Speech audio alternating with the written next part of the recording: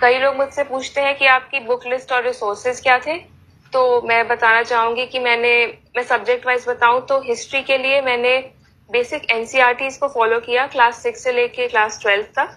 उसके साथ साथ मॉडर्न हिस्ट्री के लिए India struggle of independence Bipin Chandra वाली बुक पढ़ी।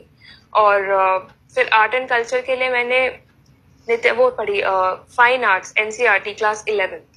उसके साथ साथ गवर्नमेंट का एक पोर्टल है सीसीआरटी, उसको फॉलो किया। और नेशनल एनआईओएस जो है उसके भी कुछ मटेरियल होते हैं आर्ट एंड कल्चर के, उसको फॉलो किया। कुछ लोग कहते हैं कि नितिन सिंघानिया एक बहुत मोटी सी बुक है, उसको फॉलो किए बिना सिलेक्शन नहीं हो सकता, बट मैंने वो बुक कभी खरीदी नहीं, कभी देखी भी नहीं। तो अपने रिसोर्सेस खुद चूज करें, लेकिन उस रिसोर्स पे स्टिक करें, उसी को रिवाइज करें। ये ना भटके कि वो मेरा दोस्त कुछ और पढ़ रहा है, वो तीसरा पर्सन कुछ और पढ़ रहा है। तो अपने रिसोर्सेज पे स्टिक करें, उसको रिवाइज करते रहें। पॉलिटी के लिए मैंने लक्ष्मीकांत पढ़ी।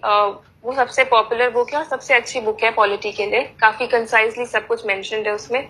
उसी को मैंने कम से कम 5-6 बार रिवाइज किया पूरी बुक को। देन ज्योग्राफी के लिए मैंने क्लास 6 to 12 की एनसीईआरटी की। उसके साथ साथ जीसी लियोंग की 1-2 रीडिंग लगाई, बट फिर उसका रिविजन नहीं कर पाई। बट मुझे लगता है कि एनसीईआरटी सफिशिएंट है ज्योग्राफी के लिए। ज्योग्राफी से आजकल क्वेश्चंस भी कम आ रहे हैं।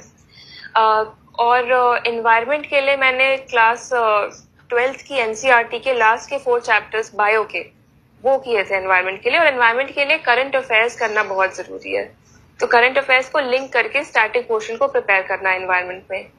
सिमिलरली इकोनॉमिक्स के लिए मैंने माइक्रो इकोनॉमिक्स की एनसीईआरटी पढ़ी और उसके साथ साथ करंट अफेयर से लिंक करती गई। और जो भी क्वेश्चन पेपर सॉल्व करती थी उसमें जो फैक्ट्स और फिगर्स मिलते थे मुझे, या जो कॉन्सेप्ट्स नए मिलते थे, उसके मैं नोट्स बनाती थी, उसको रिवाइज करती